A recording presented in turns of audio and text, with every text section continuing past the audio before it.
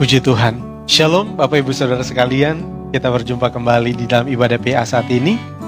Bapak Ibu Saudara dikasih oleh Tuhan, kita bersyukur, kita bersuka cita karena pemeliharaan Tuhan, perlindungan Tuhan masih kita alami sampai saat ini. Sehingga saat ini kita masih bisa ada sebagaimana ada, kita masih bisa berkumpul, bersekutu bersama-sama walaupun hanya melalui media online. Tapi itu tidak akan mengurangi semangat kita, tidak akan mengurangi kerinduan kita kepada Tuhan untuk kita juga bersekutu melakukan firman Tuhan di dalam bersekutu, beribadah bersama. Bapak yang dikasihi oleh Tuhan, kita akan memulaikan ibadah PA kita saat ini.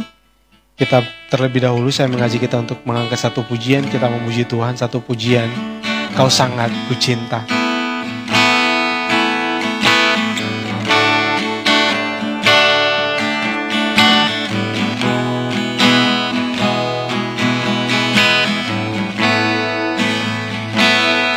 Sama-sama kita katakan bersyukur selalu.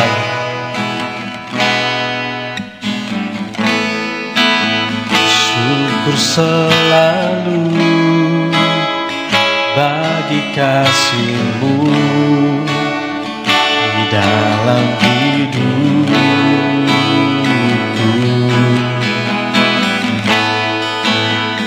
Takkan ku ragu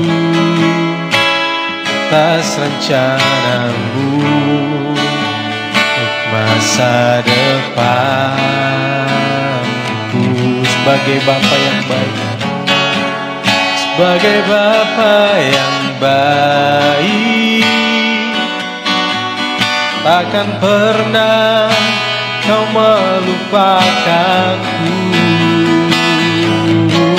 Sebagai Bapa yang sangat baik, takkan pernah Kau meninggalkanku. Ku kan menari dan bersuka karena-Mu, oh Yesusku, dan ku kan minum air-Mu bagai rusa rindu. Selalu ku hidup dalam-Mu dan hidupku di dalamku, oh Yesusku, Kau sangat ku cinta. Kita angkat pujian dari awal, sama-sama kita nyanyikan bersyukur selalu. Bersyukur selalu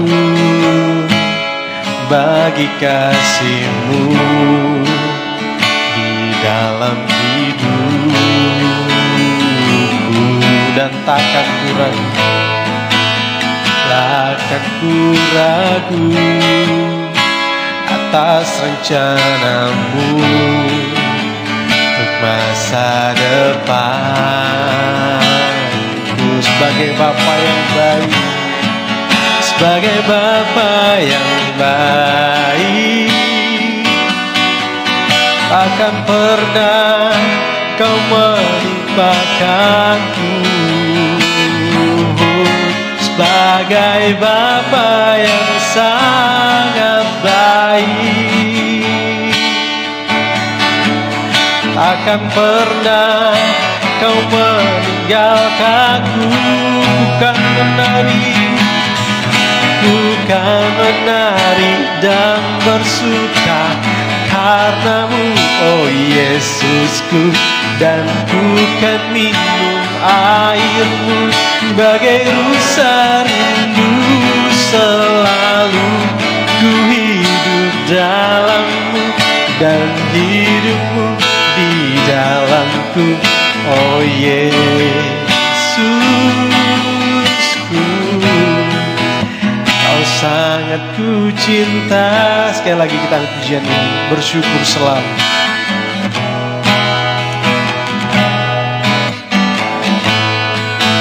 Bersyukur selalu bagi kasih-Mu di dalam hidupku, dan takkan ku ragu takkan ku ragu atas rencanamu untuk masa depan. Amin. Sebagai Bapa yang baik, sebagai Bapa yang baik, takkan pernah kau melupakanku. Sebagai Bapa yang sangat baik, takkan pernah kau meninggalkanku. Ku kan menari dan bersuka karenamu, oh Yesusku, dan ku kan minum airmu sebagai rusa rindu. Selalu ku hidup dalammu dan hidupku di dalammu, oh Yesusku.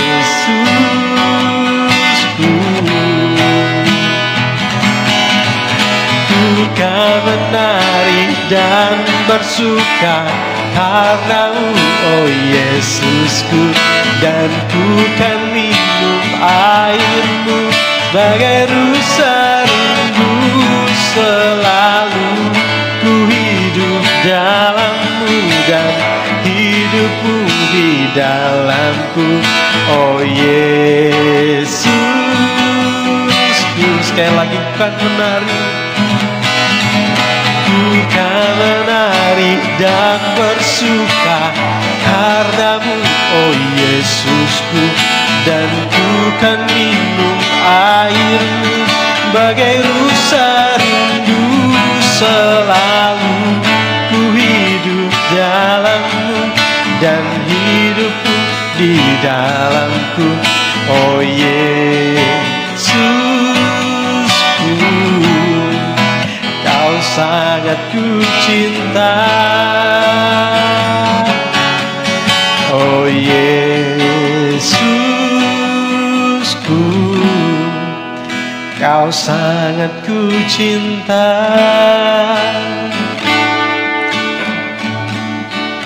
Puji Tuhan, Bapak Ibu Saudaraku yang dikasihi oleh Tuhan, kita harus senantiasa bersyukur, sadar atau tidak, terima atau tidak, tetapi inilah kenyataannya bahwa kasih Tuhan tak pernah berhenti dalam kehidupan kita, bahwa rencana Tuhan selalu indah bagi kehidupan kita.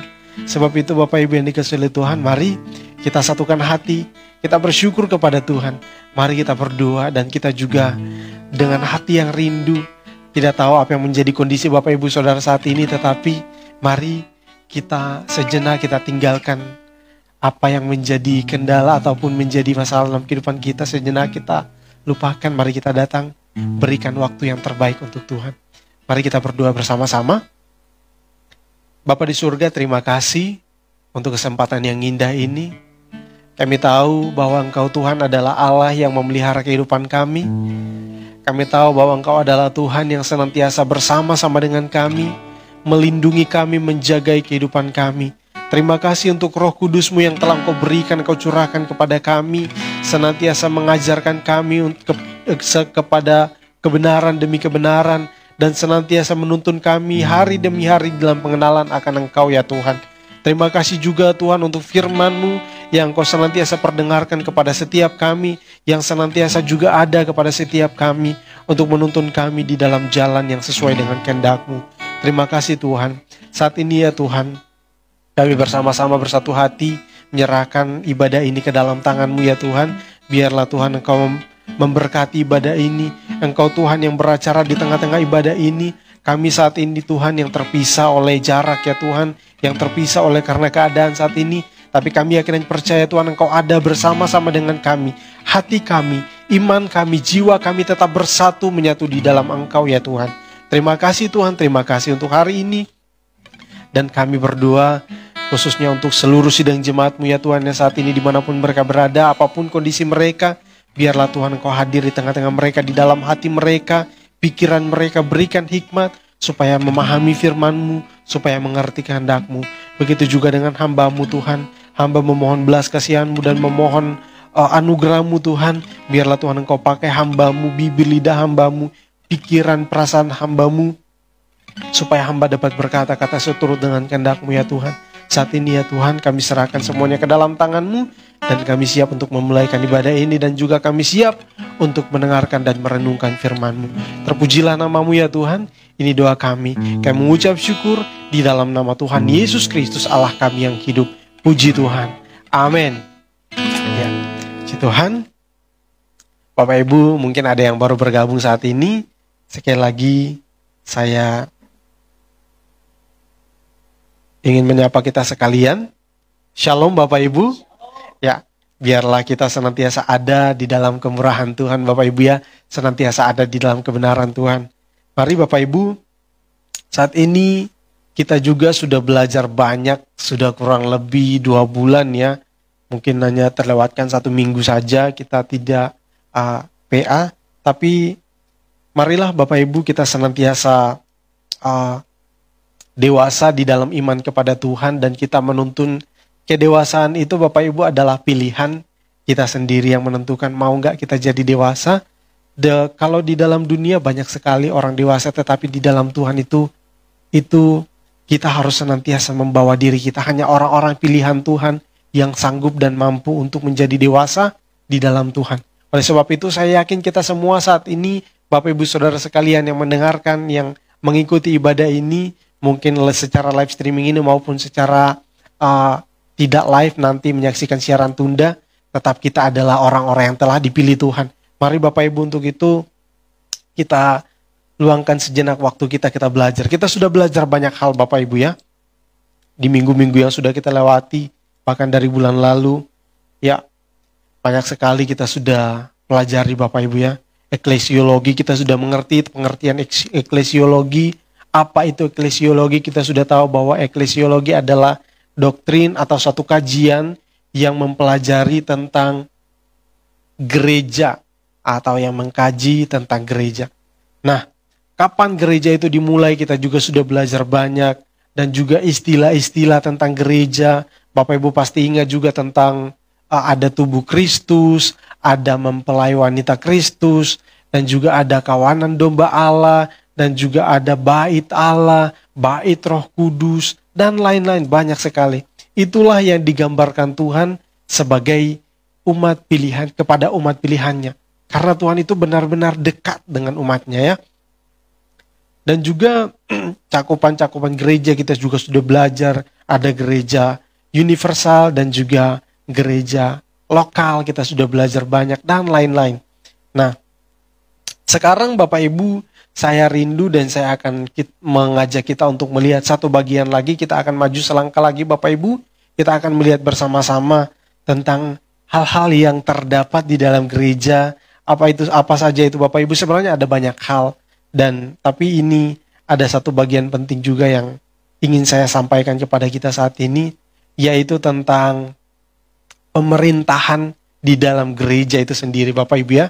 Nah, Bapak Ibu pasti sudah, kalau kita lihat gereja, kita lihat di sana ada banyak orang yang berkumpul bersama-sama, dan ternyata pemerintahan itu di dalam gereja itu juga satu hal yang begitu sangat penting Bapak Ibu. Kenapa? Karena Tuhan itu ingin kita teratur di dalamnya.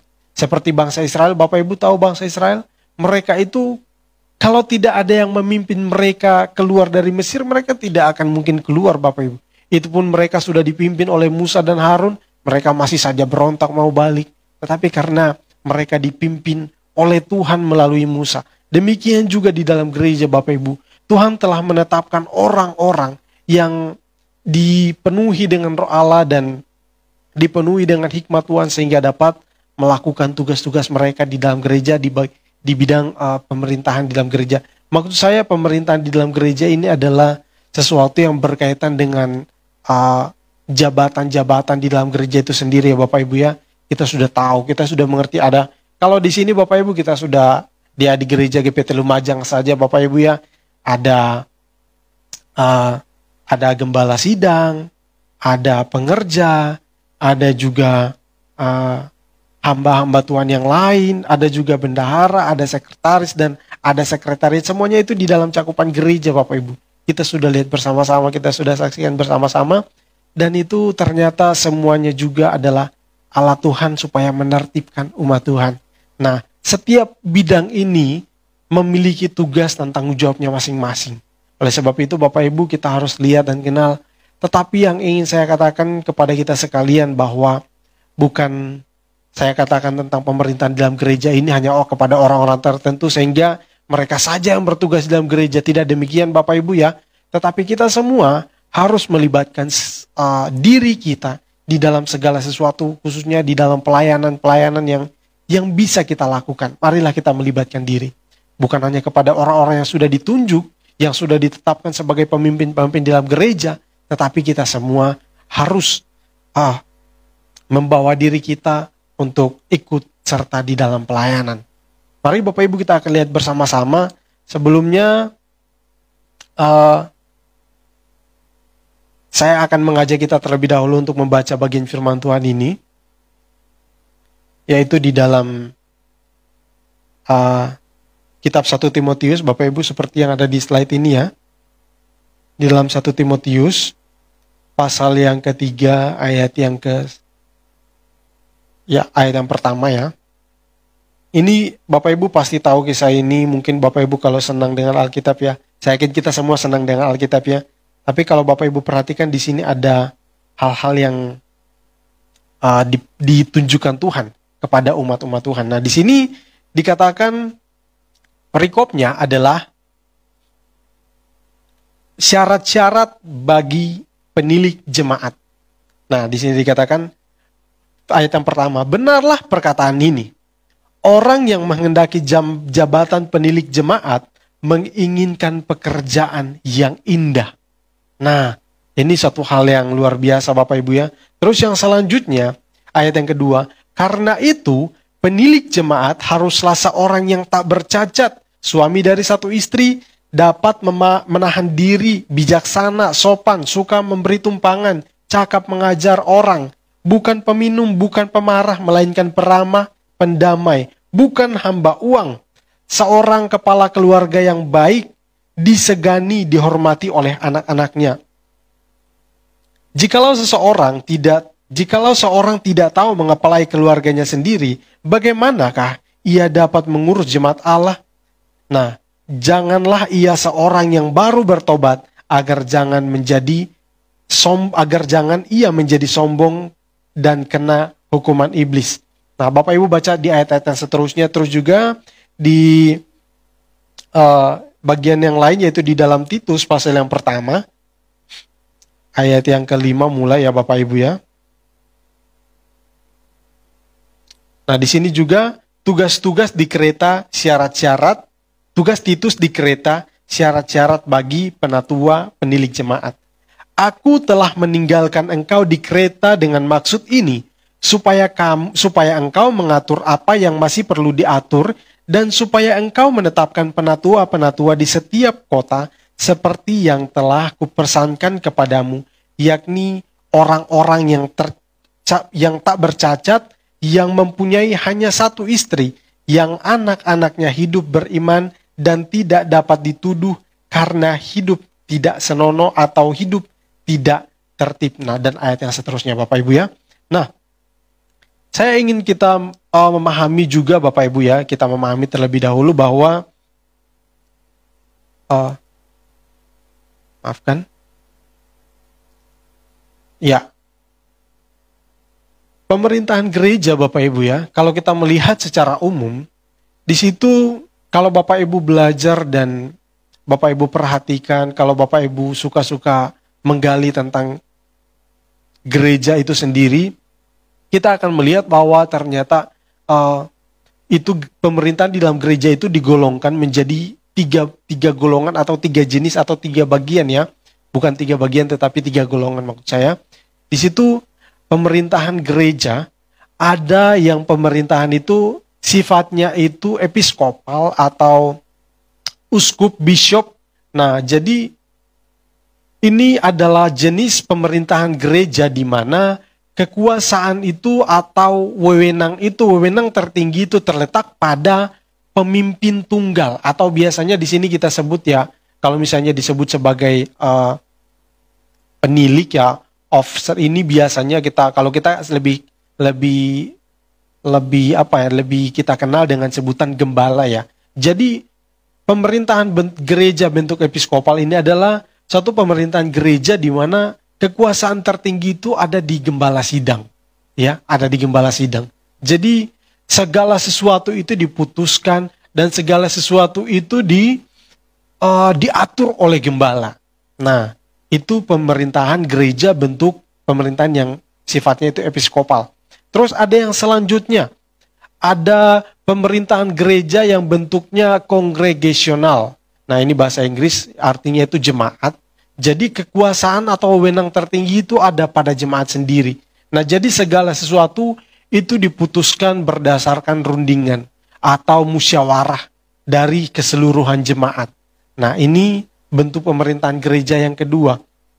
Jadi segala sesuatu yang mereka rencanakan, yang mereka lakukan, bahkan termasuk dalam pemilihan gembala sidang atau pengangkatan majelis-majelis dan lain sebagainya, itu semua berdasarkan kesepakatan atau berdasarkan keputusan dari musyawarah seluruh jemaat yang ada. Nah itu ya, jadi kongregasional, pemerintahan kongregasional atau pemerintahan atau wewenang kekuasaan tertinggi itu terletak pada jemaat. Nah itu pemerintahan gereja. Terus yang selanjutnya ada presbiterian atau pemerintahan gereja presbiterian. Nah ini wewenang atau kuasa tertinggi itu terletak pada penatua atau majelis-majelis lah. Nah Bapak Ibu pasti sering dengar tentang hal ini ya, penatua-penatua atau majelis-majelis. Nah itu semuanya diputuskan dari mereka. Nah saya menemukan juga ada beberapa gereja atau kalangan gereja yang kurang lebih seperti ini, yaitu misalnya di kalangan Protestan itu pada umumnya masih banyak gereja-gereja yang bentuk pemerintahannya seperti ini. Jadi kekuasaan mereka jadi semuanya itu terletak pada penatua atau majelis-majelis. Segala sesuatu itu diputuskan atau diputuskan berdasarkan musyawarah dari majelis-majelis yang ada. Nah, ini ketika saya pelayanan di beberapa tempat, itu bentuk kalau yang umumnya saya temukan itu di Protestan, bentuk pemerintahnya seperti ini. Nah, tetapi ini bukanlah suatu hal yang bukan suatu hal yang tidak, maksud saya bukan suatu hal yang begitu mendasar buat kita, tapi ini juga perlu untuk kita perhatikan karena siapapun yang memimpin di dalamnya, apapun yang mereka putuskan, apapun yang mereka lakukan, yang mereka misalnya mereka putuskan, keputusannya mereka ambil, atau peraturan-peraturan yang mereka buat, semuanya itu terserah di mana. Yang penting semuanya itu berdasarkan kehendak Tuhan atau sesuai, tidak bertentangan dengan Alkitab yang firman Tuhannya. Tetapi alangkah lebih baiknya itu kalau segala sesuatunya itu berdasarkan rundingan bersama, baik dari gembala, penatua, dan juga beberapa jemaat mungkin yang dipandang sebagai orang yang bisa mewakili dari keseluruhan jemaat. Itu adalah hal yang lebih baik. Nah, tapi Bapak Ibu yang perlu kita perhatikan bahwa semuanya ini dirancang oleh Tuhan, atau semuanya ini memang sengaja diatur. Bahkan firman Tuhan sendiri mengatakan, itu harus ditunjuk orang-orang yang memang berkompeten di bidang itu, supaya mereka itu bisa mengatur jemaat, supaya mereka itu bisa membuat jemaat itu lebih rapi ya. Jadi Bapak Ibu, bagaimana ya? Misalnya kira-kira gereja ini seperti lingkup kecilnya. Mungkin kita kurang memahami tentang gereja ini, atau mungkin kita kurang mengerti. Mungkin saya contohkan seperti misalnya di dalam kenegaraan ya, di dalam negara ini. Bagaimana, apa jadinya ya jika negara itu tidak ada pemimpinnya Bapak Ibu ya, tidak ada presiden, tidak ada menteri-menteri dan lain sebagainya. Pasti semua akan jadinya kacau balau. Nah demikian juga dengan gereja Bapak Ibu ya. Jika orang-orang dunia atau orang-orang yang tidak mengenal Tuhan bisa melakukan hal-hal yang demikian, maka di dalam Tuhan seharusnya Tuhan itu ingin supaya kita itu menunjukkan hal yang lebih baik dari orang-orang yang tidak mengenal Tuhan, supaya ketika mereka melihat orang-orang yang mengenal Tuhan, mereka bisa memuji Tuhan, bisa memuliakan Tuhan, dan mereka bisa diselamatkan. Nah, ini yang Tuhan inginkan, supaya dengan keadaan yang demikian, bahkan di dalam hal-hal yang seperti ini, Tuhan itu punya maksud supaya juga di dalam hal yang demikian kita itu bisa menjadi saksi bagi banyak orang. Jangan pikir dengan hanya struktur yang kita melihat, oh ada gembala sidang, ada penatua, ada majelis, ada pengerja dan lain sebagainya, sehingga oh ini biasalah. Tetapi Bapak Ibu, kalau kita sadari itu semuanya itu kalau bisa berjalan dengan baik, berjalan dengan lancar, semuanya itu bisa menjadi kesaksian bagi banyak orang Bapak Ibu. Dan itu bisa juga untuk menarik orang-orang yang tidak mengenal Tuhan. Mereka ingin tahu, ingin kenal Tuhan. Seperti apa yang kalian jalani selama ini? Hukum seperti apa yang kalian lakukan? Apa yang membuat kalian itu bisa tertib sampai sedemikian? Kalau orang-orang yang di luar bisa tertib, maka kita yang di dalam Tuhan harus lebih tertib lagi Bapak Ibu ya. Harus lebih teratur lagi. Sebab itu Bapak Ibu, segala sesuatu memang Tuhan ingin, bahkan firman Tuhan juga sendiri, segala sesuatu itu harus berjalan dengan tertib, dengan teratur ya. Nah, Bapak Ibu, inilah pentingnya kita memahami tentang pemerintahan di dalam gereja itu sendiri. Sebab itu Bapak Ibu, ketika dikatakan ada orang-orang yang sudah ditetapkan di dalam suatu gereja atau ditunjuk sebagai pemimpin di gereja itu, jangan kita berpikir Bapak Ibu, oh ini karena tugas, oh ini karena utusan dari sinode, oh ini karena dia ini dan lain sebagainya. Mungkin kita berpikiran demikian. Tetapi ketika seseorang sudah ditempatkan di tempat itu, Bapak Ibu, misalnya Bapak Gembala kita ditempatkan di tempat ini, dia dari Surabaya, saya mungkin juga dari Sulawesi, dan saudara Daud dari Batak. Kita tidak tahu kenapa kok bisa sampai nyasar di sini Bapak Ibu. Tapi kalau kita pahami semuanya ini bukan karena kemauan atau keinginan kita Bapak Ibu, tetapi semuanya ini ada di dalam rencana Tuhan. Bapak Gembala ditempatkan di tempat ini, berarti itu semua adalah kehendak Tuhan. Jadi Bapak Ibu, siapapun pemimpin kita, mungkin siapapun yang menjadi pemimpin kita, kita harus tetap taat dan tunduk kepada pemimpin kita. Karena di dalam gereja yang saya maksudkan ya Bapak Ibu ya, di dalam gereja, bahkan di dunia pun juga demikian. Kita harus tunduk di gereja, pemimpin-pemimpin di gereja. Yang saya maksudkan bukan hanya pemimpin di gereja, tetapi di luar gereja siapapun dia yang ditunjuk sebagai pemimpin, mari kita tunduk. Karena firman Tuhan mengatakan, mereka yang telah ditetapkan sebagai pemimpin, mereka adalah wakil Allah di dunia ini. Oleh sebab itu Bapak Ibu, kita harus pahami bahwa setiap orang yang telah ditetapkan untuk memegang jabatan di dalam gereja itu sendiri, mereka adalah telah ditetapkan atau telah dipilih oleh Tuhan. Sebab itu Bapak Ibu jangan kita meragukan atau jangan mungkin kita, dia kok seperti ini begini lain sebagainya. Nah, kita harus pahami bahwa segala sesuatu, apalagi ini berkaitan dengan jemaat Tuhan, itu bukan sesuatu yang asal-asalannya. Tuhan pasti telah menetapkan dan menentukan. Bapak Gembala bisa ada di tempat ini, semuanya ditentukan oleh Tuhan. Oke Bapak Ibu, kita akan lanjut. Nanti kita akan lihat satu persatu Bapak Ibu. Ya. Ini tadi kita sudah baca. Nah, kita akan lihat Bapak Ibu ya. Jabatan-jabatan, ya tadi pemerintahan, sekarang kita lihat juga jabatan-jabatan di dalam gereja. Ada penatua atau presbuteros, ya. Nah, kita lihat tadi di dalam 1 Timotius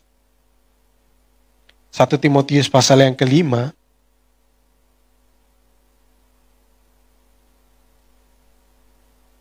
ayat yang pertama dan ayat yang kedua. Jadi di sini dikatakan mengenai saudara-saudara seiman, janganlah engkau keras terhadap orang yang tua, melainkan tegurlah dia sebagai bapa, tegurlah orang-orang muda sebagai saudaramu. Perempuan-perempuan tua sebagai ibu-ibu dan perempuan-perempuan muda sebagai adik-adikmu penuh kemurnian. Jadi Bapak Ibu, yang saya maksudkan di sini adalah jabatan penatua itu, kita harus perhatikan bahwa di sini merupakan hal-hal yang harus diperhatikan oleh seorang yang memegang jabatan di dalamnya itu. Nah, di sini yang saya ingin katakan yang pertama Bapak Ibu ya, di dalam Alkitab sendiri itu sebenarnya penatua itu hampir sama dengan gembala, di mana mereka itu mengatur jemaat, menegur ketika ada yang salah, ada yang melakukan satu hal yang mungkin keliru, mungkin mereka tidak mengerti, semuanya harus ditegur, semuanya harus diluruskan. Nah, jadi secara harafiah Bapak Ibu, kalau kita memahami tentang penatua-penatua itu atau penatua yang di gereja mungkin kita lihat, itu bisa dipahami kalau kita secara umum itu dipahami adalah orang-orang yang dituakan atau orang-orang tua, laki-laki atau perempuan yang lebih tua. Jadi mereka itu adalah orang-orang yang dituakan di gereja. Nah, itu biasanya kita dengarkan seperti itu adalah pengertian secara umum atau secara harafiah. Dan juga sekali lagi saya ingatkan Bapak Ibu bahwa di dalam Alkitab itu sendiri bahwa jabatan penatua itu sebenarnya setara dengan gembala. Hanya yang membedakan itu hanyalah tugas dan tanggung jawabnya atau pekerjaannya itu. Sebenarnya setara. Alkitab tidak. Hanya itu kadang-kadang di Alkitab itu disetarakan, tetapi kadang-kadang itu diganti-ganti. Kadang dikatakan penatua, kadang dikatakan sebagai gembala. Nah, kurang lebih seperti itu Bapak Ibu bisa pahami ya. Nah, kita lanjut Bapak Ibu, bahwa ini juga penting untuk kita perhatikan tentang penatua. Penatua itu menekankan tentang kewibawaan, atau mungkin juga gembala juga sebenarnya sama, itu menekankan tentang kewibawaan.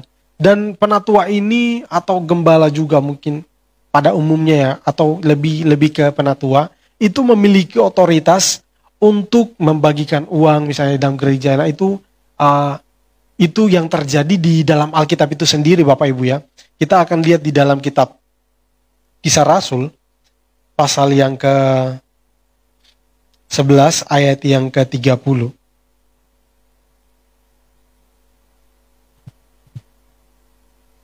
Nah, di sini ini mulai ayat yang ke-29 saya bacakan. Lalu murid-murid memutuskan untuk mengumpulkan suatu sumbangan sesuai dengan kemampuan mereka masing-masing dan mengirimkannya kepada saudara-saudara yang diam di Yudea. Hal itu mereka lakukan juga, dan mereka mengirimkannya kepada penatua-penatua dengan perantaran Barnabas dan Saulus. Jadi Saulus atau Paulus Bapak Ibu ya. Jadi di sini kita lihat Bapak Ibu, mereka ini membagikan atau melakukan sesuatu untuk menyumbangkan, jadi menolong orang-orang yang ada di tempat yang lain, orang-orang percaya yang ada di tempat lain yang sedang mengalami kesusahan. Nah, inilah yang dilakukan, dan ini dilakukan oleh penatua-penatua pada waktu itu ya Bapak Ibu ya.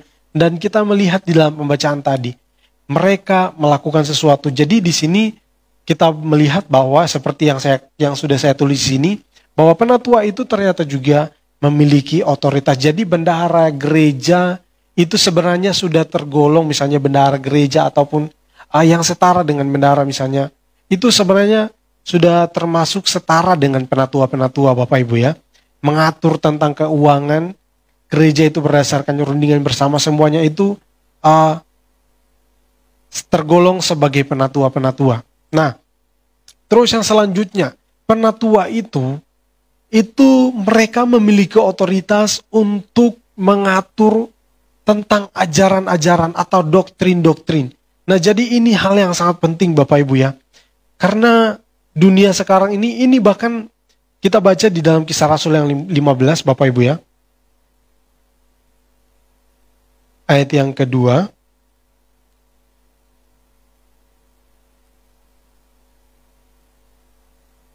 Tetapi Paulus dan Barnabas dengan keras melawan dan membantah pendapat mereka itu.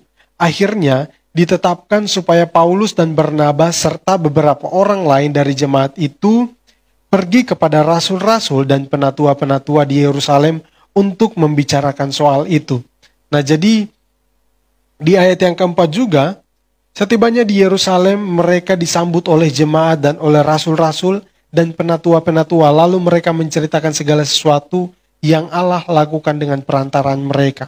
Nah, jadi ini membicarakan ketika Paulus datang yang mengajarkan sesuatu, ya, dan ada ajaran-ajaran lain yang ini sebenarnya juga kita sedang alami di hari-hari ini Bapak Ibu ya. Jadi banyak sekali ajaran-ajaran yang beredar di tengah-tengah kita, banyak sekali doktrin-doktrin. Ada orang yang di sini sebenarnya di bagian ini lebih menekankan tentang doktrin, tetapi yang menurut saya ini tidak ada bedanya juga dengan ajaran-ajaran yang lain yang sesat. Nah, jadi kita harus perlu pilah-pilah. Dan ini juga merupakan tugas dari ataupun penatua memiliki otoritas atau wewenang untuk ini. Ketika ada sesuatu atau misalnya ada hamba Tuhan atau orang-orang yang berbicara yang tidak sesuai, atau mungkin dari tengah-tengah jemaat mungkin ada yang tiba-tiba mengeluarkan satu pendapat yang tidak sesuai dengan firman Tuhan, yang tidak sesuai dengan ajaran Alkitab, maka sebagai penatua itu memiliki wewenang atau memiliki otoritas untuk membicarakan tentang hal itu, untuk menegur orang yang melakukan hal itu atau memberikan pendapat itu. Nah, ini yang kita lihat di dalam Alkitab bahwa sebagai penatua memiliki otoritas di dalam hal itu, membagikan uang. Di sini dalam artian ketika ada orang yang misalnya butuh sesuatu, tiba-tiba bisa menjadi saluran, misalnya ada orang yang kumpul melalui. Nah, itu kurang lebih seperti itu ya Bapak Ibu ya. Terus yang selanjutnya, penatua-penatua ini merupakan juga seperti, kalau di sini saya tulis menerima laporan dari misionaris, karena pada waktu itu di gereja mula-mula ada banyak anak-anak Tuhan atau orang-orang atau hamba-hamba Tuhan yang diutus untuk melayani di berbagai daerah atau di berbagai tempat. Nah, kita sudah melihat seperti Paulus dan Silas dan juga ada beberapa yang lain.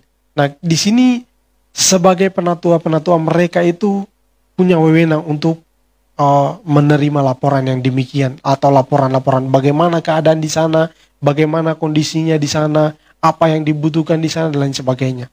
Nah, itulah yang dilakukan atau yang merupakan wewenang dari seorang atau penatua yang telah ditetapkan sebagai penatua. Nah, karena di sini kita belum memiliki yang namanya misionaris, kita belum mengutus orang-orang, tetapi setidaknya kita ini mengerti bahwa seorang penatua itu atau ketika ada laporan-laporan tentang misionaris dan sebagainya, mungkin ada jemaat yang menginjil dan sebagainya yang diutus untuk memberitakan firman Tuhan, mereka juga wajib untuk menerima laporan. Karena seperti itu prosedurnya yang seharusnya berjalan di dalam gereja itu sendiri. Nah, Bapak Ibu yang dikasihi oleh Tuhan, yang selanjutnya kita akan melihat bahwa ada ternyata tugas yang tidak boleh dilewatkan oleh seorang penatua.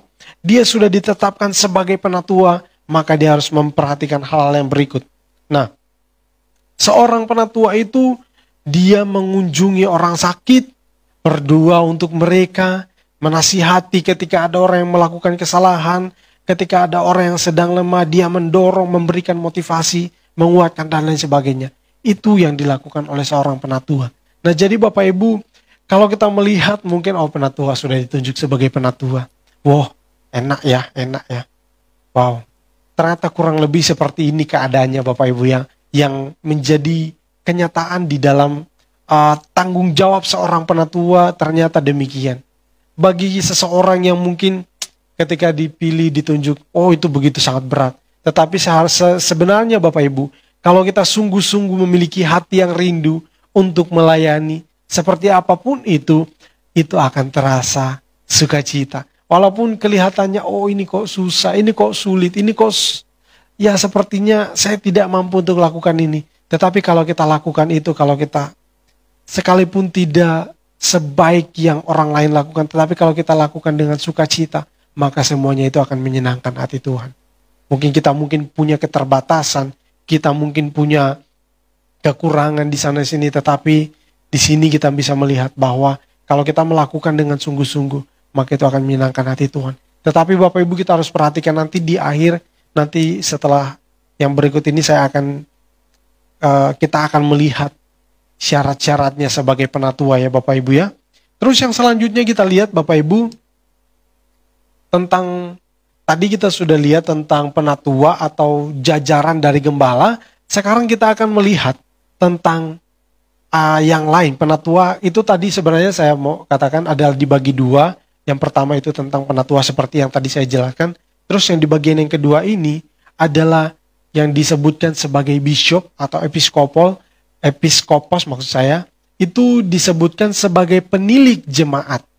Atau penilik itu kalau kita terjemahkan dengan bahasa umum itu seperti menjaga, atau kurang lebih kita katakan sebagai gembala ya Bapak Ibu ya.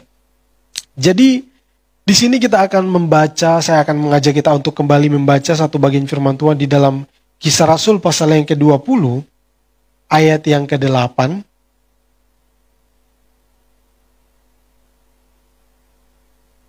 Ya.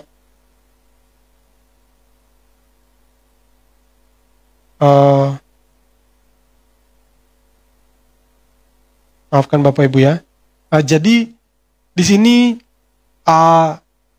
di dalam Kisah Rasul pasal yang ke-20, di sana dikatakan bahwa seorang gembala itu memberi makan kawanan domba Allah yang dipercayakan, ya.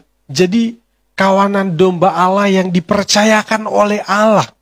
Nah, jadi di sini kita melihat bahwa inilah yang dilakukan oleh seorang gembala. Jadi kalau tadi kita sudah melihat kalau penatua-penatua itu mereka lebih melakukan kepada sesuatu yang bersifat masalah-masalah yang teknis atau berhubungan dengan masalah organisasional. Tetapi sebagai gembala, ini tugasnya adalah menjaga, merawat, memberi makan kawanan domba yang dipercayakan oleh Allah. Kawanan domba Allah Bapak Ibu ya, bukan milik pribadi. Nah, namun pada akhir-akhir ini Bapak Ibu, mungkin Bapak Ibu juga pernah menemukan ada orang-orang yang ketika menjadi gembala, mereka itu seolah-olah jemaat itu punya mereka sendiri, mereka lupa bahwa itu adalah miliknya Tuhan. Nah, di sini yang ditekankan di dalam firman Tuhan ini adalah bahwa seorang gembala itu menggembalakan kawanan domba miliknya Allah. Dan yang selanjutnya di situ dikatakan memberi makan, merawat. Wow, ini suatu hal yang betul-betul luar biasa dan memang itulah tuntutan bagi seorang gembala Bapak Ibu ya. Jadi Bapak Ibu jangan pikir seorang gembala itu hanya duduk enak sampaikan firman Tuhan dan lain sebagainya. Tidak demikian. Tetapi mereka memikirkan tentang keadaan jemaat. Mereka memikirkan tentang bagaimana supaya gereja itu bisa bertumbuh. Memikirkan bagaimana ajaran yang sehat harus senantiasa dengan siang malam dengan Tuhan. Memiliki hubungan dengan Tuhan. Apa yang akan Tuhan katakan. Jadi seolah-olah kalau di dalam perjanjian lama itu seperti imam-imam perantara antara Israel dengan Tuhan. Di sini Tuhan akan berbicara kepada jemaat Tuhan melalui gembala di dalam setiap firman yang disampaikan. Tetapi Bapak Ibu Saudara sekalian, saya katakan demikian, bukan berarti kita hanya semata-mata kita mengharapkan firman Tuhan dari Bapak Gembala, jangan sampai Bapak Ibu ya, tetapi kita juga harus memiliki hubungan pribadi dengan Tuhan. Jangan kita hanya mengharapkan firman Tuhan dari Bapak Gembala, tetapi kita juga merenungkan firman Tuhan secara mandiri, ya. Jangan sampai hubungan kita dengan Tuhan itu harus melalui Bapak Gembala, Bapak Ibu ya. Jangan sampai kita punya hubungan, kita harus langsung dengan Tuhan. Jangan lagi melalui Bapak Gembala. Ya, harus langsung dengan Tuhan. Tetapi sebagai kita harus tetap terima kenyataan bahwa kita memiliki gembala yang telah ditetapkan oleh Tuhan sebagai seseorang yang mengayomi, yang merawat, yang memperhatikan atau memberi makan kawanan domba. Ya, kita ini jemaat Tuhan sebagai kawanan domba Allah. Nah, itulah yang dilakukan oleh Bapak Gembala kita, ya. Jadi Bapak Ibu yang dikasihi oleh Tuhan, itulah yang kita perhatikan tentang gembala. Nah, yang selanjutnya Bapak Ibu, pada dasarnya sebenarnya seperti tadi saya sudah katakan, gembala sidang dan juga penatua-penatua itu merupakan satu jabatan yang setara ya, setara. tetapi hanya dibedakan di dalam fungsinya dan tugasnya yang berbeda.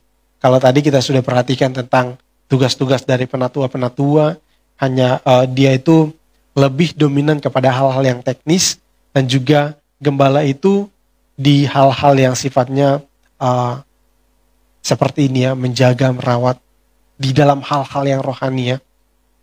Dan juga tidak menutup kemungkinan dan suatu keharusan juga sebenarnya juga ya Bapak Ibu kepada penatua-penatua untuk memperhatikan atau supaya bisa juga untuk menyampaikan firman Tuhan, memberi makan dan merawat kawanan domba Allah itu ya. Supaya gembala itu tidak hanya tampil seorang diri, tetapi bersama-sama untuk mewujudkan kedamaian dan untuk mewujudkan kemuliaan bagi nama Tuhan. Nah, itulah yang dikehendaki oleh Tuhan. Dan yang selanjutnya Bapak Ibu kita akan singkat-singkat saja. Nah, inilah tugas pokok. Nah, tadi saya sudah menerangkan mungkin terlalu membias Bapak Ibu ya. Tetapi sekarang saya akan lebih fokuskan kepada tugas-tugas pokok penatua atau gembala. Nah, di situ jelas sekali di dalam ayat yang kedua, Kisah Rasul pasal 20 ayat yang ke-28. Maafkan tadi ya Bapak Ibu, saya kelupaan. Ayat yang ke-28 ya Bapak Ibu ya. Di sana dikatakan, karena itu jagalah dirimu dan jagalah seluruh kawanan, karena kamulah yang ditetapkan Roh Kudus menjadi penilik untuk menggembalakan jemaat Allah yang diperolehnya dengan darah anaknya sendiri. Nah, itulah tugas dari penatua atau gembala itu, menggembalakan, mengajar. Ya, di dalam 1 Timotius 3 ayat yang ke-2 juga dikatakan, ya, karena itu penilik jemaat haruslah seorang yang tak bercacat, suami dari satu istri, dapat menahan diri, bijaksana, sopan, dan suka memberi tumpangan, cakap mengajar orang. Nah, jadi tugasnya adalah mengajar. Jadi bisa mengajarkan tentang firman Tuhan kepada orang-orang yang belum mengerti, atau kepada jemaat yang masih belum memahami tentang firman Tuhan. Harus juga seorang gembala atau penatua itu haruslah seorang yang cakap untuk mengajar. Nah, tugasnya adalah mengajarkan tentang firman Tuhan. Atau mungkin hal-hal yang lain bisalah, tetapi umumnya, utamanya adalah firman Tuhan. Nah, seorang penatua atau gembala itu tugasnya adalah memimpin. Nah, di dalam 1 Timotius pasal yang ke-5, ayat yang ke-17 di sana dikatakan Bapak Ibu,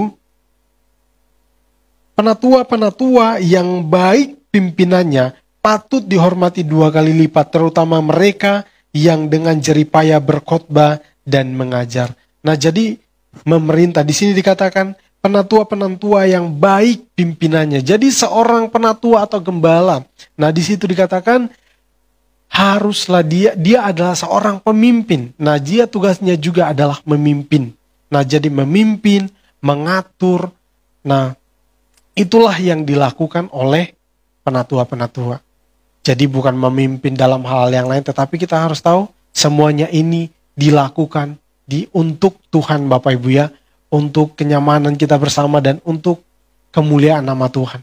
Dan yang selanjutnya adalah di dalam Titus 1 ayat yang ke-9,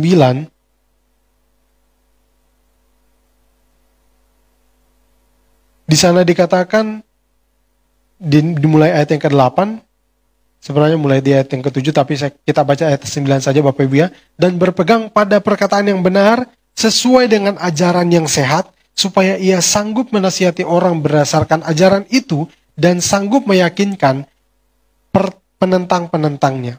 Nah, jadi menjaga dari kesalahan. Jadi ketika ada sesuatu yang salah, jemaat itu harus senantiasa betul-betul dengan ajaran-ajaran yang benar diajarkan kepada jemaat. Semuanya itu diajarkan supaya jangan sampai ada hal-hal yang salah, ajaran-ajaran yang tidak sehat, atau ada orang yang menentang atau mempertanyakan tentang iman kita kepada Tuhan, kepada jemaat-jemaat mungkin, oh saya tidak mengerti itu, nanti tanyakan sama Bapak Gembala atau tanyakan sama penatua. Nah, itu berarti itu adalah tugasnya seorang penatua, tetapi bukan bukan untuk hanya mengajarkan kepada orang-orang yang menentang atau bertanya tentang iman kita, tetapi diajarkan kepada jemaat supaya jemaat itu sanggup untuk mempertanggungjawabkan imannya kepada Tuhan. Nah, inilah yang dilakukan oleh penatua-penatua dan gembala sidang. Nah, Bapak Ibu, kita sudah mengerti ya tentang kondisi pemerintahan di dalam gereja itu sendiri, Bapak Ibu ya. Kalau mungkin kita bertanya-tanya sih apa sih tugas-tugasnya gembala itu, mungkin kita mengatur khotbah, terus nanti setelah itu khotbah mungkin ada orang sakit mungkin dikunjungi dan sebagainya. Nah, inilah yang sebenarnya Bapak Ibu ya. Ketika juga ada yang kelupaan Bapak Ibu, seperti tadi yang saya sudah katakan di awal, melihat, merawat kondisi jemaat, bukan hanya kondisi fisik, tetapi kondisi iman. Jadi keadaan iman itu diberikan makanan rohani, diberikan siraman-siraman rohani supaya jemaat itu bertumbuh di dalam pengenalan akan Tuhan. Kalau kita bayangkan ya Bapak Ibu, karena kita tidak punya, mungkin kalau kita berpikir, kalau kita yang tidak mengerti atau hal itu, atau mungkin kita tidak punya panggilan di bidang itu, kita akan benar, wah ternyata berat ya.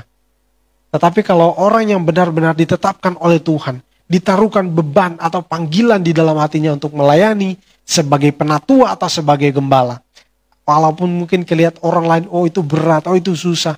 Tapi sebagai orang yang telah ditetapkan oleh Tuhan, maka dia akan melakukannya dengan sukacita. Nah, itulah bedanya. Orang yang telah terpanggil dan orang yang tidak memiliki panggilan di bidang itu. Nah, itu Bapak Ibu ya, kita sudah melihat dan memahaminya. Saya harap Bapak Ibu bisa mengerti sampai di sini Bapak Ibu ya. Dan kita akan lanjut Bapak Ibu. Ya, ini bagian-bagian yang terakhir. Di situ ada jabatan yang lain Bapak Ibu yang disebut sebagai diaken, diakonos. Kalau Bapak Ibu mungkin sering dengar kata diakonia. Nah, jadi itu semuanya dari kata yang sama, hanya di eksekusinya yang berbeda ya Bapak Ibu ya.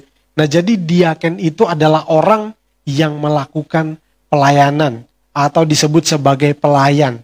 Kalau diakonia itu adalah pelayanan, pelayanannya ya Bapak Ibu ya, diakonia. Nah, diaken itu seperti kalau Bapak Ibu baca di dalam Matius pasal yang ke-20 ayat yang ke-26, di sana dikatakan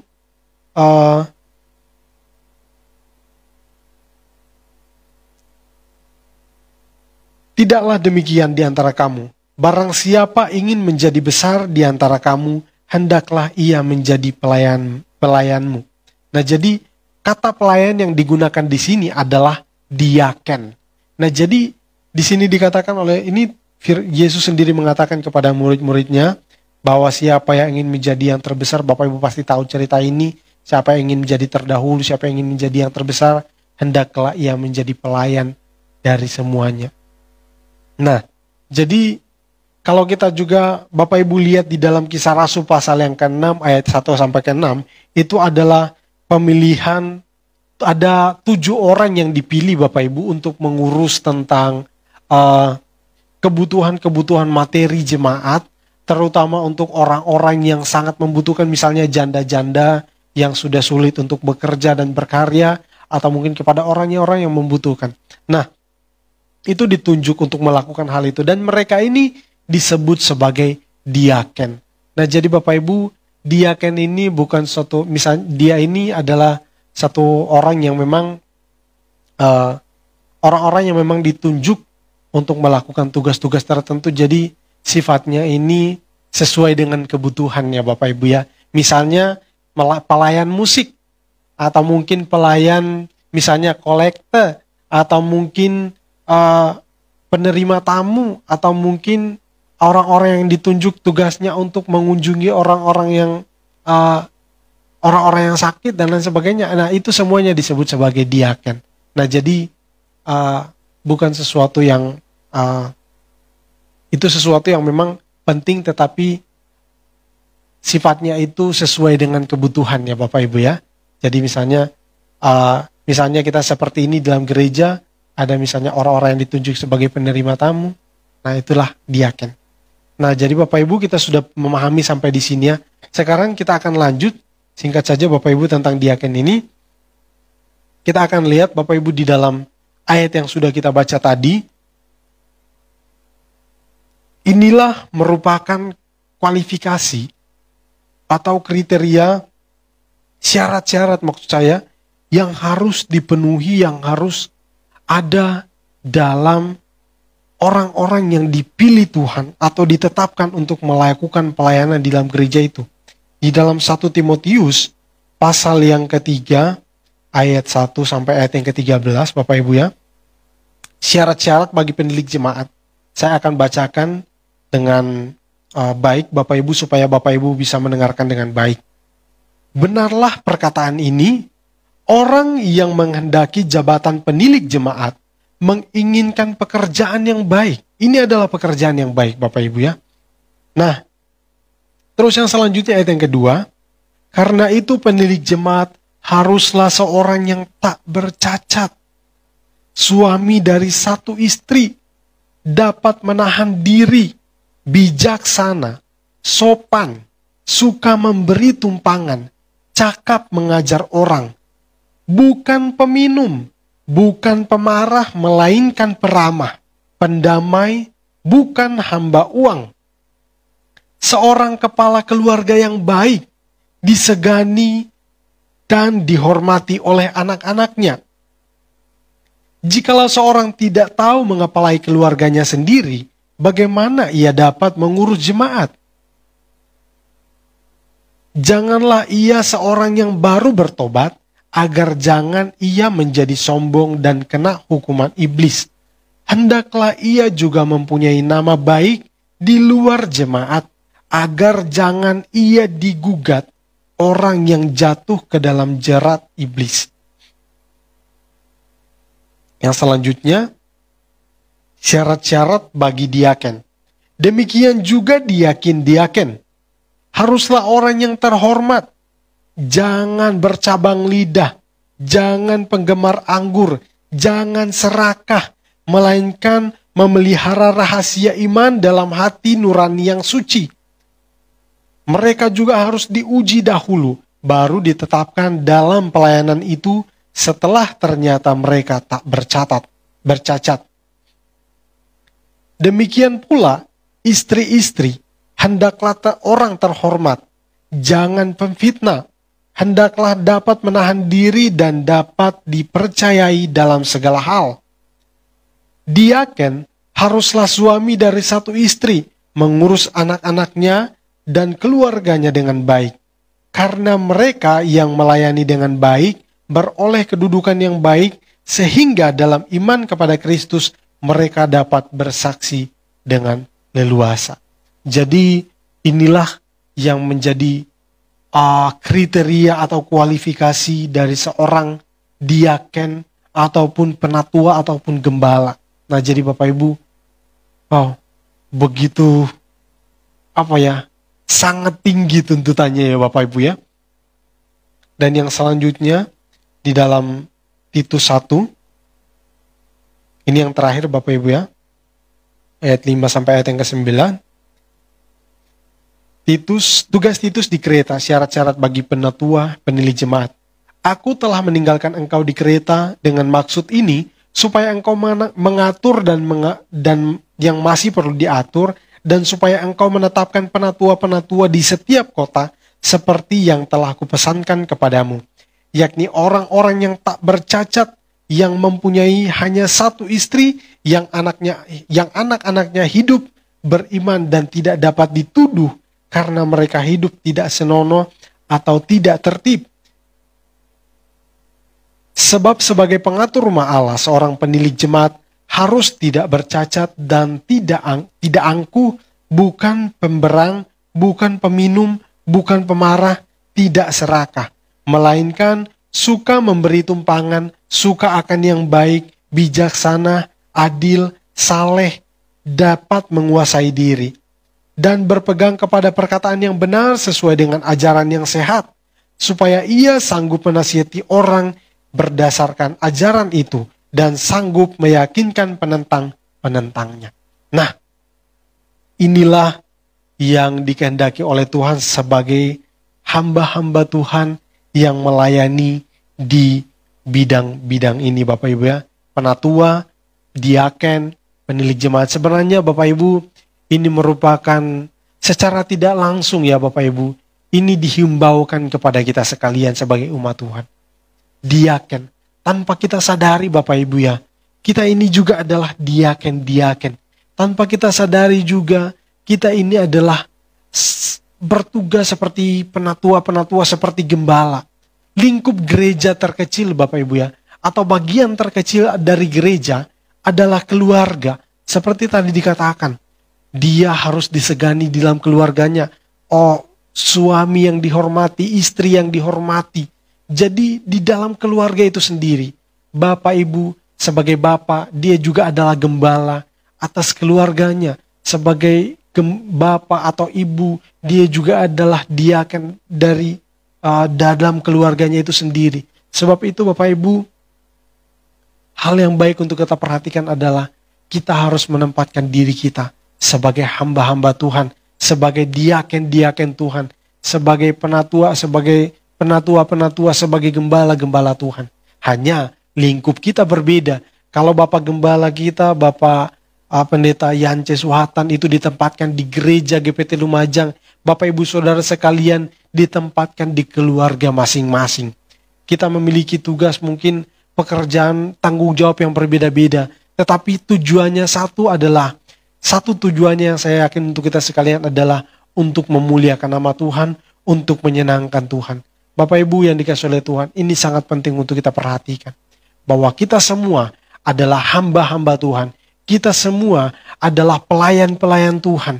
Kita semua adalah diaken-diaken Tuhan. Wajib untuk kita memperhatikan kehidupan kita, bagaimana cara kita bersikap, bagaimana cara kita berkata-kata, bagaimana cara kita untuk memperlakukan orang lain, bagaimana cara kita melayani orang lain, bagaimana cara kita di rumah, bagaimana kita dengan anak-anak kita, bagaimana kita dengan orang tua kita, bagaimana antara suami dan istri, semuanya itu kita harus perhatikan. Dan kita harus memperhatikannya, kita harus melakukannya. Di situ dikatakan semuanya harus sesuai dengan ajaran yang benar, harus sesuai dengan firman Tuhan Bapak Ibu ya. Jadi segala sesuatu Bapak Ibu lakukan, jangan sampai itu bertentangan dengan firman Tuhan. Ini yang penting untuk saya sampaikan buat kita sekalian. Mungkin Bapak Ibu tidak tergolong sebagai penatua di gereja, tetapi kita semua adalah penatua, adalah gembala di keluarga kita masing-masing Bapak Ibu ya. Mungkin anak-anak juga kita adalah pelayan-pelayan Tuhan, yang dimana kita menempatkan diri sebagai hamba-hamba yang senantiasa berusaha untuk menyenangkan hati Tuannya, Tuhan kita, yaitu Tuhan Yesus Kristus. Amin untuk hal ini Bapak Ibu ya. Marilah kita senantiasa bersatu hati, satukan jiwa kita, semangat kita untuk kemuliaan Tuhan. Amin untuk firman Tuhan saat ini. Marilah kita tetap semangat Bapak Ibu ya. Kita angkat pujian tadi.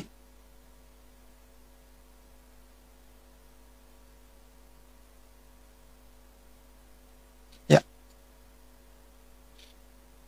Untuk mengakhiri PA kita saat ini, kita memuji Tuhan kembali dengan pujian yang tadi. Mungkin Bapak Ibu belum begitu familiar dengan lagu ini. Sebetulnya lagu ini sudah lama, tetapi tidak mengapa, kita mungkin belum familiar, kita nyanyikan bersama-sama, kita belajar bersama-sama.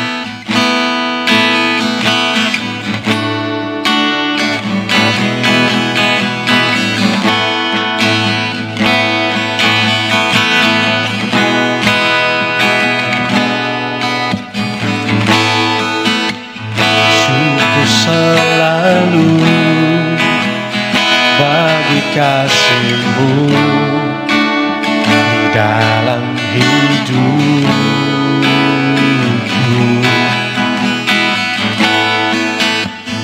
Takkan ku ragu atas rencana-Mu untuk masa depanku. Sebagai Bapa yang baik, sebagai Bapa yang baik. Takkan pernah Kau melupakanku. Sebagai Bapa yang sangat baik, takkan pernah Kau meninggalkanku. Bukan menari dan bersuka karenamu, oh Yesusku. Dan bukan minum airmu sebagai rusa rindu. Selalu ku hidup dalammu dan hidupmu di dalamku, oh Yesusku. Oh sangat ku cinta. Sekali lagi kita pujian ini.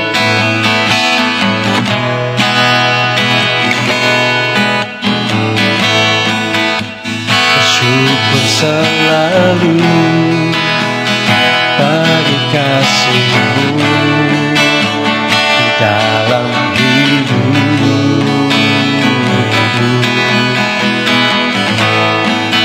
Dan takkan ku ragu atas rencana-Mu untuk masa depan. Sama-sama sebagai Bapa yang baik, sebagai Bapa yang baik, takkan pernah Kau melupakanku. Sebagai Bapa yang sangat baik, takkan pernah Kau meninggalkanku. Bukan menari dan bersuka karenamu, oh Yesusku. Dan bukan minum airmu bagai rusa rindu.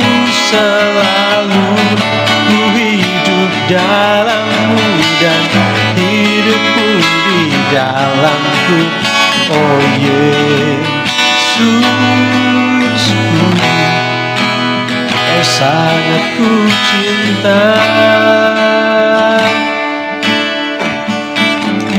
Amin. Ya Bapak Ibu ya, maafkan ya selainnya kelupaan tadi. Oke, tetap kita bersyukur kepada Tuhan karena Tuhan sudah pelihara kita. Dan nama terlebih itu Tuhan masih mau berbicara kepada kita. Firman Tuhan masih ada pada kita. Jangan kita sia-siakan kesempatan ini. Mari kita senantiasa luangkan waktu kita untuk selalu bersekutu dengan Tuhan. Hal yang paling Tuhan inginkan di dalam kita adalah bagaimana Tuhan itu bisa selalu dekat dengan kita, supaya hubungan itu senantiasa terjaga Bapak Ibu ya. Kita berbicara kepada Tuhan melalui setiap doa-doa kita. Dan jangan lupa, Tuhan juga itu rindu untuk berbicara kepada kita melalui firman-Nya. Sebab itu Bapak Ibu, firman Tuhan itu masih ada. Mari kita senantiasa berikan hidup kita, hati kita untuk mendengarkan firman Tuhan. Mari kita berdoa. Bapa di surga, terima kasih untuk kebenaran firman-Mu. Terima kasih untuk waktu ini. Terima kasih juga untuk segala sesuatu Tuhan sudah membuat kami bisa mendengarkan firman Tuhan saat ini. Terima kasih Tuhan, terima kasih. Kami bersyukur ya Tuhan. Dan saat ini ya Tuhan, ibadah kami telah berakhir. Hamba-Mu telah selesai berbicara. Tapi hamba memohon kepadamu ya Bapa, biarlah Tuhan Engkau senantiasa terus berbicara kepada setiap umat-Mu. Engkau terus mendengarkan firman-Mu, supaya mereka semakin hari semakin mengerti dan mengenal Tuhan dalam kehidupan mereka, supaya mengerti akan tujuan Engkau Tuhan dalam kehidupan mereka. Terima kasih Tuhan. Saat ini ya Tuhan, hamba berdoa untuk seluruh sidang jemaat-Mu ya Tuhan, maupun umat-Mu saat ini yang sedang menyaksikan live streaming ini. Hamba berdoa di dalam nama Tuhan Yesus Kristus, Tuhan berkati mereka. Tuhan berikan kesehatan, kekuatan. Tuhan berikan sukacita, damai sejahtera, limpahkan di dalam kehidupan mereka. Saat ini mereka Tuhan yang mungkin sedang mengalami masa-masa kesulitan dalam kehidupan mereka. Mereka saat ini yang mungkin sedang mengalami sakit penyakit dalam kehidupan mereka, beban berat yang saat ini mereka sedang gumuli dalam kehidupan mereka. Kami bersama-sama bersatu hati sebagai umat-Mu Tuhan. Di dalam nama Tuhan Yesus Kristus, Tuhan kami memohon kepadamu ya Tuhan, dengan nama-Mu, di dalam nama Tuhan Yesus Kristus, nama yang penuh kasih, nama yang penuh kuasa, untuk memulihkan keadaan umat-Mu ya Tuhan. Mereka yang saat ini dalam beban berat, Tuhan kami berdoa, kiranya Tuhan Engkau berikan kelegaan kepada mereka. Tuhan kami berdoa ya saat ini yang mengalami sakit penyakit, di dalam nama Tuhan Yesus Kristus, Tuhan sembuhkan mereka. Saat ini yang sedang mengalami jalan-jalan buntu ya Tuhan, di dalam nama Tuhan Yesus Kristus, Tuhan bukakan jalan bagi mereka. Terima kasih Tuhan. Saat ini mereka ya Tuhan yang sedang di dalam usaha dan pekerjaan mereka, Tuhan kiranya turunkan hikmat di dalam mengelola segala sesuatunya. Tuhan taruhkan kecerdasan, taruhkan hikmat di dalam melakukan pekerjaan mereka. Kekuatan Tuhan limpahkan untuk bekerja dengan baik. Semangat Tuhan limpahkan agar dapat senantiasa sukacita dalam melakukan pekerjaan mereka. Terima kasih Tuhan. Hamba berdoa juga untuk mereka saat ini, anak-anak-Mu Tuhan, yang di dalam pendidikan, anak-anak sekolah minggu, kaum muda remaja yang di dalam pendidikan. Di dalam nama Tuhan Yesus Kristus, Tuhan berkati mereka dengan hikmat, Tuhan berkati mereka dengan kecerdasan, Tuhan berkati mereka dengan semangat dan sukacita dalam melakukan pendidikan mereka. Berikan nilai terbaik ya Tuhan, sukacita dalam melakukan pembelajaran mereka ya Tuhan, supaya Tuhan juga pakai mereka untuk menjadi saksi-saksi-Mu ya Tuhan. Terima kasih Tuhan, terima kasih. Mereka saat ini yang masih di masa-masa pertumbuhan, biarlah Tuhan Engkau berkati mereka. Biarlah mereka bertumbuh di dalam iman dan pengenalan akan Engkau ya Tuhan. Di dalam nama Tuhan Yesus Kristus, semuanya ada di dalam Engkau Tuhan, ada di dalam tangan pengasihan-Mu ya Tuhan. Terima kasih Tuhan, terima kasih. Kami berdoa ya Tuhan, biarlah Engkau senantiasa pelihara kehidupan kami semua ya Tuhan, baik jemaat-Mu, baik orang-orang yang menyaksikan live streaming ini. Di dalam nama Tuhan Yesus Kristus, apa yang pun yang menjadi kebutuhan, apapun yang menjadi rencana untuk kedepannya, semuanya di dalam tangan Tuhan. Tuhan akan mencukupkan, Tuhan akan menjamin masa depan yang penuh harapan. Terima kasih Tuhan. Di dalam nama Tuhan Yesus Kristus, saat ini ya Tuhan, kami akan akhiri ibadah ini. Kami alaskan semuanya di dalam nama-Mu, yaitu di dalam nama Tuhan Yesus Kristus, Allah kami yang hidup. Haleluya. Amin. Puji Tuhan Bapak Ibu, ibadah kita telah selesai. Kita akan seperti biasa, tidak ada yang berubah untuk waktu-waktu ini. Masih berjalan seperti biasa untuk ibadah kita. Ibadah PA seperti biasa hari Rabu jam 5 sore. Dan juga di hari Sabtu ada renungan untuk anak-anak kaum muda. Juga berlaku juga untuk orang tua, orang dewasa. Tapi lebih khususnya mari dorong untuk anak-anak muda supaya tetap mendengarkan firman Tuhan. Dan juga di hari Minggu kita akan kembali beribadah. Ibadah raya jam 8 pagi. Dan setelah itu kita akan, Bapak Ibu juga dituntun anak-anaknya. Karena setelah ibadah raya mungkin di atas jam 12 ada ibadah untuk sekolah minggu online ya Bapak Ibu ya. Dan harapan kami supaya Bapak Ibu tetap mendukung anak-anaknya untuk mengenal Tuhan. Karena itu adalah berkat Tuhan dititipkan kepada Bapak Ibu Saudara sekalian. Bukan hanya dijaga jasmaninya, bukan hanya dijaga IQ-nya, tetapi imannya dijaga Bapak Ibu ya. Itu menjadi tanggung jawab Bapak Ibu Saudara sekalian untuk menjaga iman. Jangan pasrahkan semuanya kepada guru-guru sekolah minggu yang ada, apalagi di dalam situasi yang seperti ini, Bapak Ibu, ya guru-guru sekolah minggu hanya bisa melakukan demikian ibadah online, tetapi full kepada orang tua. Ya mari Bapak Ibu, untuk hal-hal yang lain kita boleh usahakan, tetapi imannya, mari Bapak Ibu tetap perjuangkan iman anak-anaknya Bapak Ibu saudara sekalian, supaya ketika mereka dewasa, mereka mengerti dan mereka tahu apa yang harus mereka lakukan. Mari Bapak Ibu, ibadah kita setelah selesai. Demikian, Tuhan Yesus memberkati kita semua. Shalom.